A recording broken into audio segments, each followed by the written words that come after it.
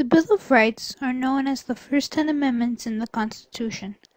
They went into effect on December 15, 1791. They were created so the government would not have all the power over the people. I know what you're thinking. Why should I care? Well, the Bill of Rights gives rights that are for each individual regardless of any handicap or race. These are important because the government can get in trouble if they try to take your rights away. These rights are meant to protect you as an individual. The First Amendment states every individual can be whatever religion they choose. The press is untampered with or not controlled by the government. We can say what we want. We are not prohibited or given any limits. We are allowed to gather together.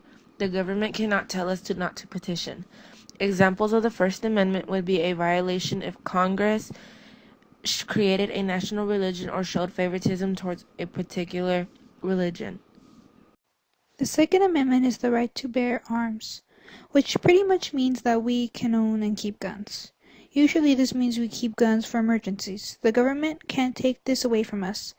An example of bearing arms is that people may feel secure with the gun possession even though they may not use the gun.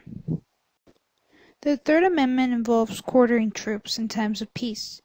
Basically, the homes that we own belong to us, and we have the power to take in who we want. We are not required to house troops. This means we don't have to take in soldiers or use our homes to give them food or shelter. An example of the Third Amendment being violated is the Henderson case in Las Vegas. People arrested a family for refusing to let officers use their homes as a lookout for an investigation. This violates the third rights because they are not required to house troops or police officers or law enforcement. The Fourth Amendment concerns illegal searches.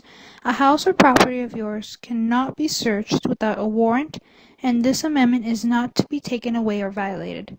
An example is if the police have suspicion of you, they may obtain a warrant before searching your house. Police cannot just burst through your front door and start searching. The Fifth Amendment states you have the right to remain silent unless you are present in front of a jury, and you can't be tried for anything serious unless a jury has said so. Example of the Fifth Amendment, a guy witnesses a murder while painting graffiti on a school building. The guy testifies against the murderer. The lawyer asks what the guy was doing when he witnessed the murder. The guy pleads the Fifth to avoid self-incriminating himself for vandalism. The Sixth Amendment. When arrested, the person must be informed of why they are being arrested, and cannot have an unjust jury or a delay. Each trial must be given an attorney and a right to call witnesses. Thanks to the Sixth Amendment, the defendant can represent his/herself or have a lawyer of their choosing. Also, the Sixth Amendment grants the defendant is required to know the charges against them. The Seventh Amendment states a court cannot separate trials according to sum or economic value. Example of the Seventh Amendment, a drunk driver doing 60 miles per hour rear-ends a Ford Escort, killing the driver of the Escort. A jury handing down a $27 million verdict for the victim's family. Ford Motor Company is 40% responsible for this accident, and thus on the hook for the whole award. The Eighth Amendment. When tried for a crime, the punishment cannot be too harsh for that crime. Being tried for a crime, you must be given proper punishment. Lastly, the fines must be accurate and not unreasonable or excessive.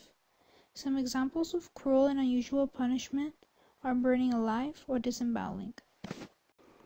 The Ninth Amendment states just because the 10 amendments are advertised as the people's does not mean that the rest of the amendments are not for the people also. Example of the Ninth Amendment, the right to have an abortion is not mentioned in the Constitution, but women have the right to do so. The 10th Amendment states that any power not granted to the federal government belongs to the states or to the people. For example, currently in America, states have the right to decide whether or not they wish to allow gay marriage within their borders. This is an example of reserve power, one the states did not give to the federal government.